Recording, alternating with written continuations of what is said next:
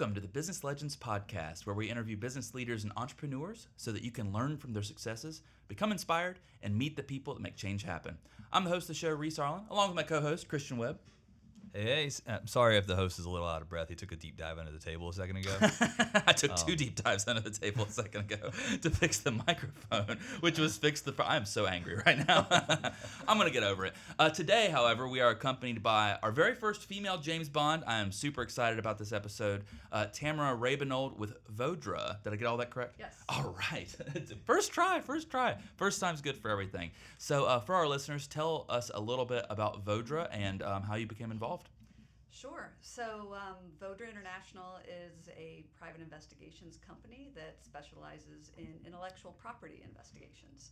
So not the typical hiding in bushes, cheating spouses, child custody type investigations, but all related to trademarks, brands, and protecting those IP assets for our clients. How I got involved, was that the other aspect? Yeah, let me move this down just a little bit, so I can hear you just a little bit better. There we go. Yep. Sorry. I can hear it a lot better now. Cool. I mean, the company's been around for 20 years. Mm-hmm. I joined in 2004. I actually brought Vaudra on, like right when they started up. I brought them on for the advertising agency I was working for. Brought them on for their corporate identity package. Got to know the owners, was pretty fascinated with what it was, because here I was in marketing and advertising, and they're working with these global brands. Whoa. You saying investigations are more important than marketing right now? Whoa. Just a different spin. There you go. Because really all of it is marketing. I mean, when we're talking to bad guys, subjects of investigation, it's all about the sales pitch. And it's all about like how you can, make them see the money, think that something big is coming their way if they go through XYZ, if they give us this information, if we make this buy, like whatever it is. So I mean, in marketing and sales, there's a degree of BS, and investigations, particularly undercover investigations. Degree of BS. With heavy reporting. Yeah, with heavy reporting. Yes. Do you feel like one of the personality characteristics that really adheres to your success when it comes to investigation is like playing to the greed of the people, of like what they can get for the carrots that you present their way and stuff? Or how does that work exactly? Well, I mean, I really think a component of our success has just been our integrity and the trust and loyalty we've built by doing excellent work for our clients. On the undercover side, and for our undercover company, that's what I mean specifically. Then I mean, it's really just, we've worked across so many different product categories, different, everything from any kind of widget to a service to real estate to insurance, like all the different ways that we've had to deal with subjects of investigation depending on what our client is trying to find out.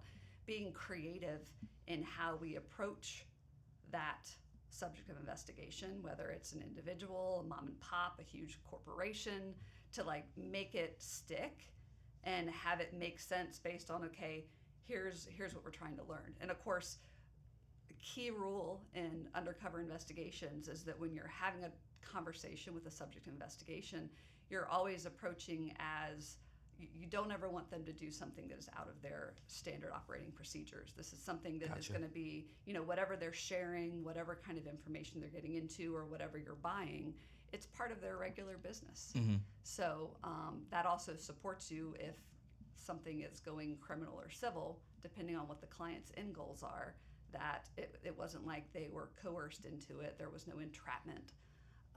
And that's kind of another thing we always have to keep in the back of our minds. Sure, yeah, because that could potentially get your guilty subjects of investigation, as I think you'd call it, a way out, if you will, if it's against their standards. So you were obviously an employee when you started, because you went from being in marketing, and then they talked you into investigations, which but they talked you into investigations. Not as cool as marketing. We're just kidding. But then you started over here. What was like your journey to become like? You just like, I guess your personality started changing. You're like, I want to start running. I want to start getting management positions. I want to start doing better for this company. Like, what was your evolution there? I've always been an achiever, a striver, more like perfectionist. I would say like the achieving and striving is something that has more come later. But I've always wanted to do more and be better and learn more. And that was kind of, I mean, I started as a baby PI. I mean, I was a PI associate. I had a sponsor. I had to learn the ropes of investigations. But very quickly in building relationships, I mean, it's all about relationships. So building the relationships with clients so that you really, and ironically, we have a lot of female clients. I mean, we have a mix, but we have a lot of female clients. And so I was the first female investigator that was hired by Vaudra. And so that also kind of gave another way to be able to relate. And women are just different. So Sure. That was a huge piece of it, is building those relationships not only with clients but also with subjects of investigation. Because if you can build that rapport and build that trust, then you're going to get better information. You're going to be able to develop and kind of get down to the heart of what the client is trying to achieve. And that was kind of how I grew up in the company as an investigator. As I honed my investigative skills, I already had the people skills. It was just kind of targeting it towards the clients, the bad guys, and then kind of growing up and building those relationships, growing my skill, growing in the company from more of a client manager position. And then I became CEO in 2015. Wow, that's quite a journey. How do you feel like, you started in marketing and then you became, in your words, a baby PI, and then you have this whole, process to get to where you've gone today. How do those initial lessons, and when you're a baby PI, just my perception of that is that you're like hiding behind bushes and like and like doing all the PI type things. But how do those skills translate into what you do currently? Or do they? Well, I mean, every industry is constantly evolving, and obviously investigations are no different. Like, our tools are constantly changing. There's new things that are available, of course, now with AI, ChatGPT, like different ways you can incorporate the various resources to get the best possible result. So sometimes I realize that I kind of suck at answering questions directly. So can you ask me that question again? Sure. Yeah. Absolutely. So I think I'll elaborate on it too a little bit.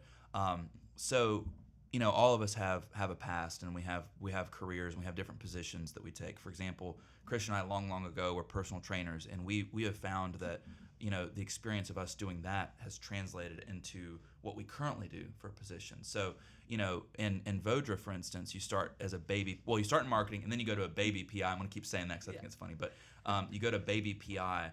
How do those skills translate into now being the CEO? Like, what types of things did you learn when you were a baby PI, peeking underneath the bushes and doing whatever else you had to do back then? I mean, really, it's the perseverance. It's really understanding where people are coming from when they first start with us, and so that you can help support their growth, because that is such a key component in always feeling challenged and always learning something new. And that kind of drive to, like, you want to get that win. You want to get the win for the client. And that's the same, like, that never changes. Like, right. You still want to get the win and get that, that silver bullet of information the client is going to just be so excited about. And I mean, that ends up translating across everything, whether Sure. it's that investigative win, whether it's that new client, whether it's, that amazing testimonial, whether that's, oh my gosh, this unbelievable strategic partner that we've developed, and now we're going to be able to improve XYZ for whatever outcomes. That's an interesting thing. So that's a very rare niche to be in, to where sometimes you get paid to tell the customer they're wrong.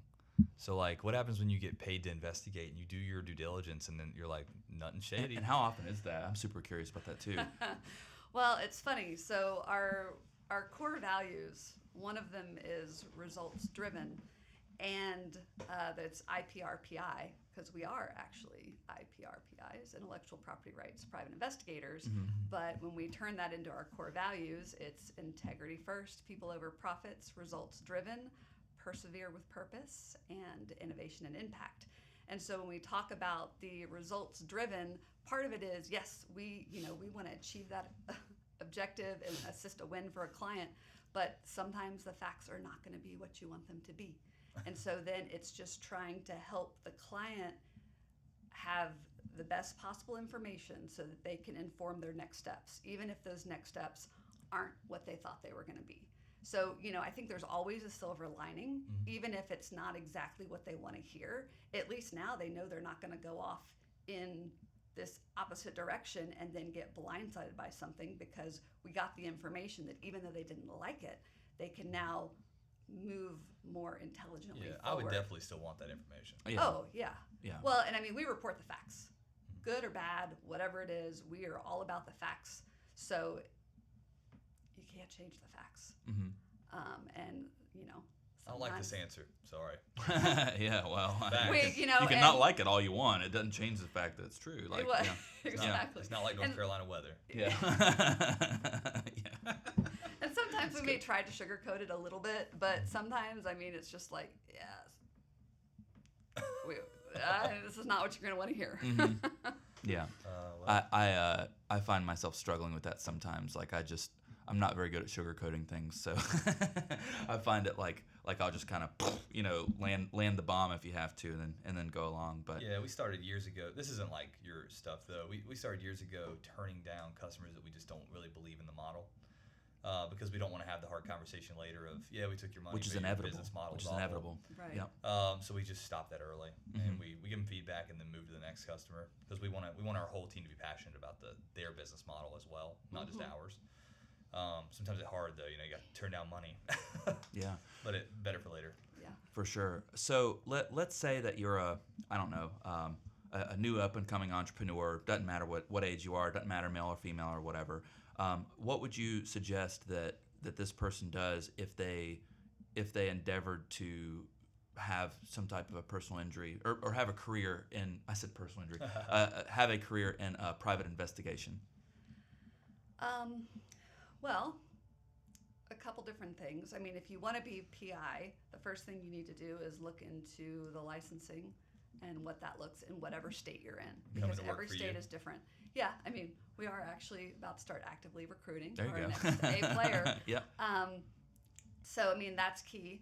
But it's really, I mean, if you want to do it, do it. Like, I mean, my background was in marketing, and now I am a private investigator and run my own company. So with an incredible team, could not do it without my incredible team. But it really, like, it doesn't matter what your background is. And it really is like, if that's something you're passionate about and you're really interested in learning, just go for it. And you're never going to be ready. So just go ahead and scrap the idea that, well, I'll do it when I finish XYZ or whatever. You're never going to be ready for it. Yeah. So interesting question. Since you're in the PI world, do y'all still show off your team? Like, because you're in marketing, I bet it kills you not to have like a leadership thing on your website and like having pictures and like what we like to do as hobbies. Like it's oversharing for a PI probably. Yeah, it seems like. Yeah, and it's funny. That's definitely a struggle, because we also have. I mean, as I mentioned before we started recording, like, we have cover companies set up. Everybody has kind of pseudonyms that they operate under, and so you have to be careful. But also, if our subject of investigations are coming across the true identity, then there's already something kind of off there. Yeah. So, but yeah, I'm definitely not as out there about posting about my team, tagging team members in posts, that kind of thing, because of that. And because we are, like, PIs, you kind of operate in the shadows. Even though we function in the black and white, we do not function in the gray when it comes to the laws and what we can legally and ethically do. But you do kind of want to be in the shadows a little bit. That's so interesting. I would bet. So Vaudra, you came in 2004. You said, is that correct? Yes. So back then, I mean, 2004, Facebook was just kind of starting to take off, because back then it was for college students only. And so then, you still had MySpace back then, but long ago. I'm sure you can dig up my MySpace somewhere. I don't even know where it is, but so you had these social media, and so you've seen the integration of all these powerful social media channels where everybody's kind of in each other's business and constantly knowing what each other is doing and stuff like that. How do you navigate those challenges? So like you said, you kind of have to stay in the shadows a little bit, because the last thing that you'd want is for somebody to type in your name, and then or if you're on a case, for instance, which you don't do much of anymore, but if you were on a case and they typed in your name and then it appears like, oh, I'm a private investigator, that would be bad for business, right? Right. Well, Yeah. and it's really the changes over the years, because of course, the good guys are evolving, but so are the bad guys. Mm-hmm. And because of all of the identity fraud, spoofing, scams, like all the stuff Oh, that's yeah. out there, it makes it harder to be anonymous, and Yeah. it makes it harder to keep your true identity out of things, because you end up needing to rely on certain credentials to get to a certain point. Yeah, and that's about to get worse. Yeah. So I'll never forget. This was, maybe 7-8 years ago, maybe longer. I don't know. Anyway, I was in New York undercover and needed to get up into a high rise to meet with my subject, and I was using a cover name. And of course, you go into New York, you're going to have the guy at the front desk that's going to have to either buzz you up to the suite or Mhm. whatever. So I needed to be able to get past providing any kind of identification at that front desk. And so I pretty much came in the door and went into like total female freakout mode, that I left my wallet in the car or in the taxi. Didn't have my ID, didn't have my credit cards. I just knew I needed to get to so-and-so in suite 300, 310. And they had to let me up and this is my name, but I didn't have any way that I had to prove it. I was like, here's a business card, because of course I had my cover cards, and they let me up. Oh, wow. But all of those kind of things kind of give you those. Because you can't use a fake ID. Yeah. Right. Yeah. No, Yeah. you cannot. Out of curiosity, do you find?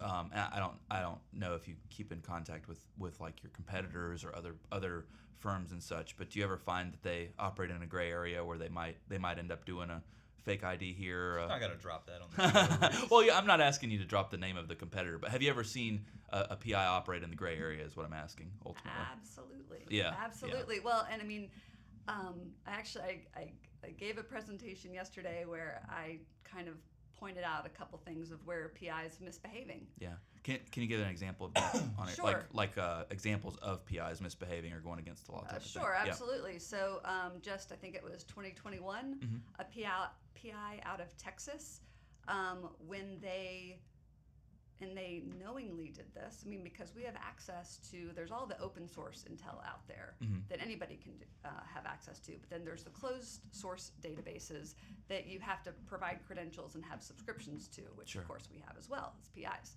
So I can get your date of birth, I can get your social, I can get every address you ever lived in, I can get all Told kinds you, of great social's information. everywhere. Oh yeah. Yeah. For sure.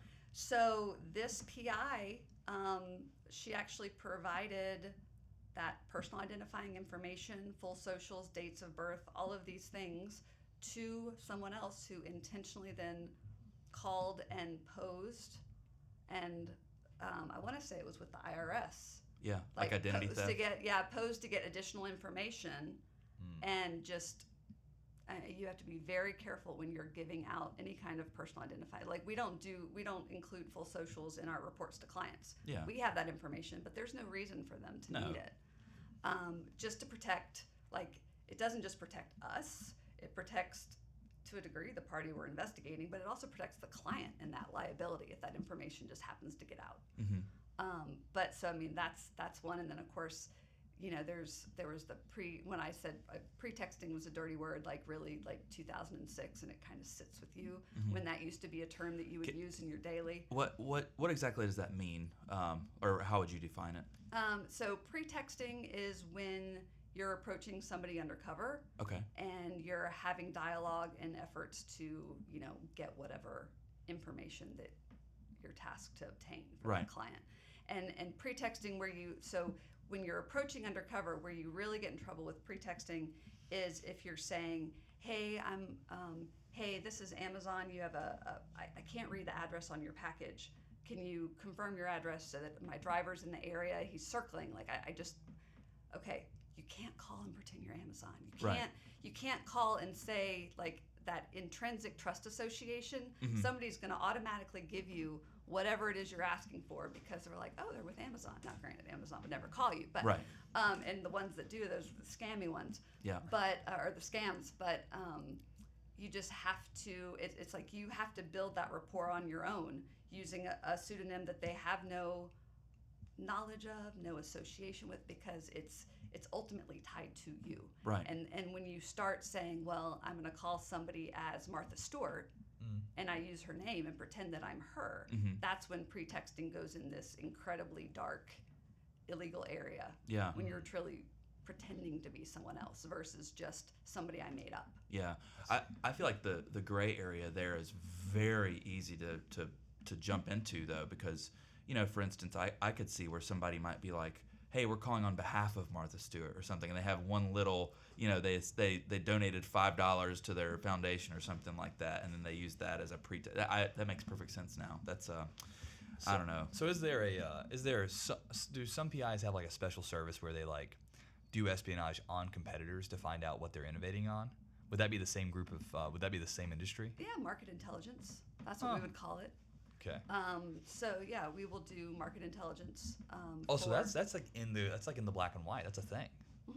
Yeah. I would have absolutely. thought that'd been in the gray. Well, That's like I legal. mean, it kind of depends. Like if we're approaching, and of course, obviously, it's our cover entity. We're very careful not to sign anything. And of course, usually when we're investigating something, they're doing something wrong, illegal. There's some kind of nefarious activity going on. Yeah. And we always have to know what our clients' motives are.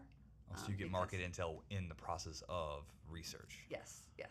I see. I want to go back to what you said. You never sign anything Because they say you can't share anything after you sign it. Yeah, I mean, it just Right. depends. But I mean, there's certain, when we start having dialogue, and depending on what the situation is, if all of a sudden they want us to sign NDAs and they want us to do this and that and the other, like we look for ways to sidestep that, because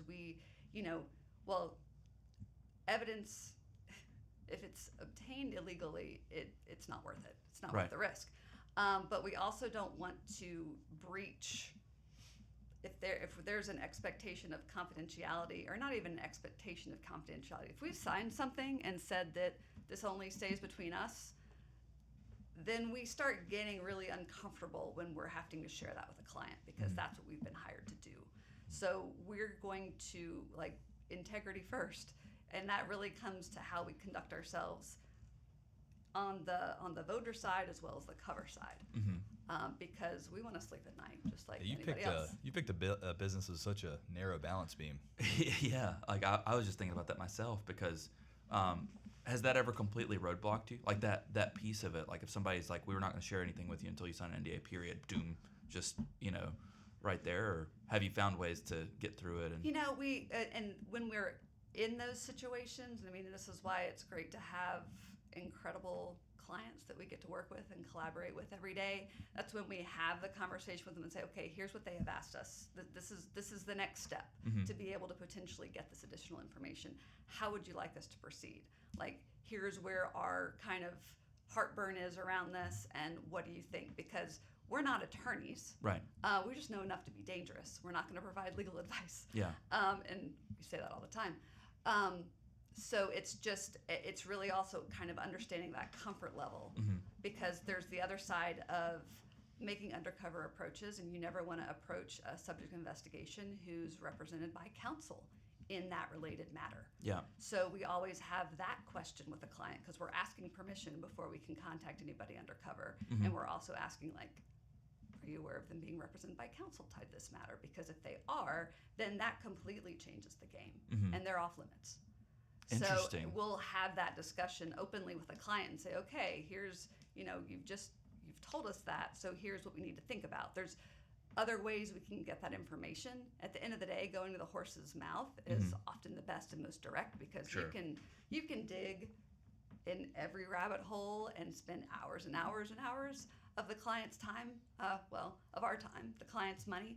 But we're really trying to get to the answers efficiently, and sometimes having that dialogue is the best way to go about it. But if we have a roadblock like that, it's really kind of, okay, what are the other kind of exterior parties that may have a sense of what's going on that's not that person that's represented by counsel. Like trying to be creative and working with the client to have a solution. Yeah. Are you guys will never work with somebody that is represented by counsel? Is that? No, it's not that we won't. It's that from the undercover standpoint, I see. where, I mean, gosh, everybody we work with is represented by counsel Sure, in some sure. way, shape, or form. But it's on the cover side. If we're going to have dialogue with somebody, if that party is represented. Like an easy example is if you're if it's not in our industry, but a family law attorney, and say both the husband and wife have hired attorneys, and now you're a private investigator that's trying to get information on what one or the other is doing when the child is in their custody. Whatever happens, that dad, that mom, they're represented by counsel. So I would never, as a PI, have a direct conversation with one or the other saying, so, where are you going tonight? Or like, what's going on? Because they're represented. And like that, evidence isn't worth it if it's not legally obtained. And if it's going to end up potentially being inadmissible or causes some kind of bad light on the case, on the client, on how everything went down, like, it's not worth it. Yeah. So that stuff blows my mind, by the way. Yeah, it does. How like you can illegally find evidence that 100% makes the person guilty, like 100% without a doubt, and then it's thrown out and the person gets away with it. I'm always mind blown by how that works in the court system. Yeah, that's an interesting conversation though, because I mean, if it's obtained illegally, then it's a complete violation of that person's rights, Yeah. And in But certain, if there's a murder weapon with blood on it, like, well, okay, but that's the worst possible it situation. still gets thrown out. I know, but that's the worst possible situation. I'm sure somebody broke their leg and ended up in a wheelchair on the way home too with that stuff, I mean, but if it's something like where do you draw the line? I mean, if somebody has like a little joint or something, and then they throw them away and it's in the trash or something, and the next thing you know, that busts something that's not really something big. I mean, that's why the laws exist. So I don't know. It's kind of interesting. Like, I don't know. You're like a living, not CSI, but you're like a living like crime show, like LAPD or SWAT or something like that. Well, and so here's the thing. I mean, there's definitely a distinction, and everybody has what PIs can do and what investigations look like based on Hollywood. Right. And when you look at what's going on in Hollywood, a lot of time, well, I mean, we're not going to pick locks. We're not going to trespass. I mean, investigators can't do those things. We're private citizens. The laws apply to us just like they do to you. So it's when Hollywood kind of blends that line of it's a police detective, or, I mean, they obviously have different leeways in areas that us as private citizens don't. Right.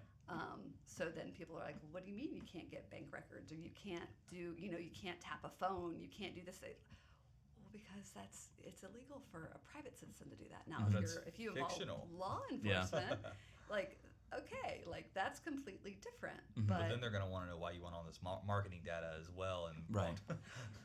What just so I know, what are the restrictions on like taking photos?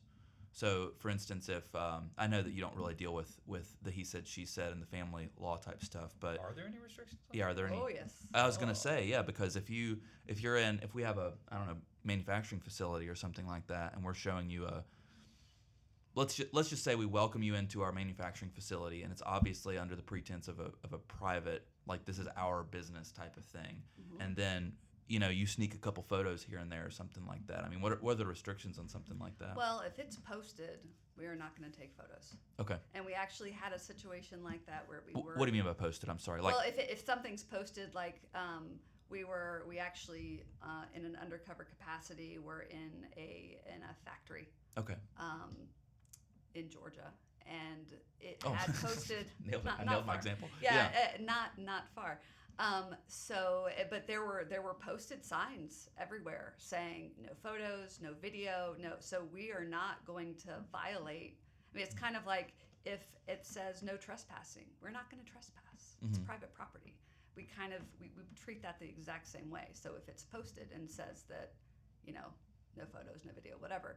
Now, when you asked about, like, I was thinking again more of like there's peeping Tom laws Yeah. when it comes to taking photos. And so as long as something, now I guess the difference would be if the factory or whatever it is, maybe they don't want photos, but it's open in a public area. Mm-hmm.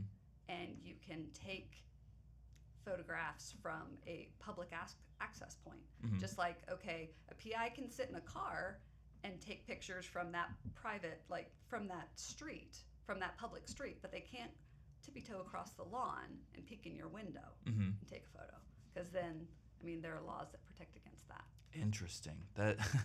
That's. I feel like there's so many interesting intricacies, and I don't even know how I would, if I was a PI, I don't even know how I'd keep up with it at all. Like, I guess you kind of get used to it and used to what you can and can't do or whatever. But I don't know. I'm sure that there's certain circumstances where things are very tempting. Like if you can get into a facility and it's an open door, but you're really not supposed to take the photo, but the photo is what you need or something. Like I think that's where people could really easily get in trouble. But it is. So what it is. weird question, but let's say I gave you a $300,000 gold bar to go back 5 years ago and stay an employee.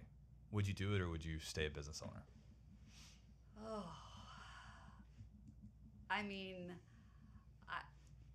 it's been a journey, and I've enjoyed it. I think I would continue on the path that I'm on. I like that. So how come? I enjoy working investigations, but what I really love, marketing was my heart. That's what I did in college. And so doing more of kind of the marketing side of it and being able to have the opportunity to kind of share and tell the industry what Vaudra can do and how we can help, and getting to know those clients and learning about the different challenges and making those connections.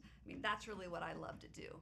And I could not do that in the investigative role because you're working cases. You've got a caseload. You've got completely different priorities. Mm-hmm. So I enjoy being able to come out and do things like this, because if I was working cases, you wouldn't would be not doing be this. here. And your name may or may not be Tamara, allegedly. Yeah.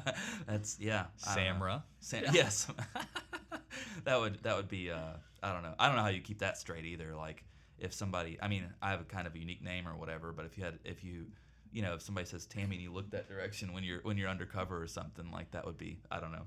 There's definitely been, there were years where I was the one that would always go to this particular trade show in Vegas, and I had gone so many times to this trade show that at a certain point, like, you can only change your appearance so much. Right. And so then you're building. Do you wear wigs, by the way, out of curiosity? No, I Okay. didn't. You should have.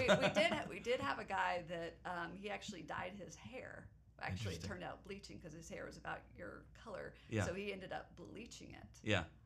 Before going to a show. It was kind of a little bit of a dare, and the client was actually at the show too. Eminem was really big at the time. And that was really the color. Yeah, We right. ended up- that's a very appropriate. Yeah. So it's funny, but literally I was going up and down the different aisles of this show, and sometimes I have to flip my name badge because I had subjects that I'd worked under as part of one entity under one name, and then subjects from another cover, because we always, can have multiple covers going on. Wow. Just like a little switch. Yeah. Like flipping the tag in a car. Total, like, yeah. That seems really sketchy because you're at the same space, But the conventions are so large, it doesn't seem like, And I feel like you could play it off too, like, oh, I got my employee Tamara's name on. Who knew? Or something. But it is what it is. You have to think on your feet at Yeah. all times. And the thing is that we're always hypercritical and super vigilant of the certain things we do, but a lot of times, we're kind of overestimating how close attention the bad guy's playing to it. Right. So we're always going to kind of think about the worst case scenario about, oh, what if this happened or this, or like we need to make sure all of these things are like totally buttoned up. Yeah. But they may not look that hard. Right. They may just be interested in the money or interested in whatever. So it's not as critical, but it's always better to be prepared than Sure. come with your pants down. Yeah, no kidding. Well, I believe that's all the time that we have for today. Thank you so much for joining us and telling us your story. It's been an amazing show. So we always close out with our little funny question or an exciting question. I kind of have one, but my final question for you would be: can you share any amazing story from the field? Obviously, without implicating yourself, but anything where you had an exciting situation where you found a piece of evidence, or perhaps you were able to find find a gold mine or treasure trove of information or something like that that you could turn into a TV show. I'll put it that way. Yeah. One situation definitely. There's a couple that come to mind, but a huge one. Oh, which one? I think probably one of my favorites. Built up a case. The case actually it stemmed from a trade show, and then built it up to kind of develop the evidence and determine what the next steps were going to be for that brand owner. And it ended up being they decided to sue this entity civilly, and we had to go serve the temporary restraining order on site. And so the subject was in LA, so I flew to LA, met the client there. Actually, what are the chances that you would be, as your rental car, get a candy apple red PT Cruiser in LA? So that was my rental car, and of course I actually picked the client up from the airport, and she was like, yeah, nice undercover ride. I was like, yeah, I guess you blend in and candy apple red PT Cruiser. It wasn't LA, to be fair. I mean, though, I know, so, LA. So anyway, I had to spend, a decent amount of time with the subject of investigation the day before, because we were waiting for a container to land. We needed to know where the counterfeit goods were in his warehouse. And so that just ended up being you're building that rapport. And I had been building it over months, and then had the time with him in his office, which you have those moments where you're like, oh, this isn't so great, like when they close the door. Mm-hmm. And you're like, all right, I don't know what my exit strategy would be if things went the wrong direction. But what was really interesting, so as we're kind of all mentally preparing, because of course with a TRO, you end up having, the clients there.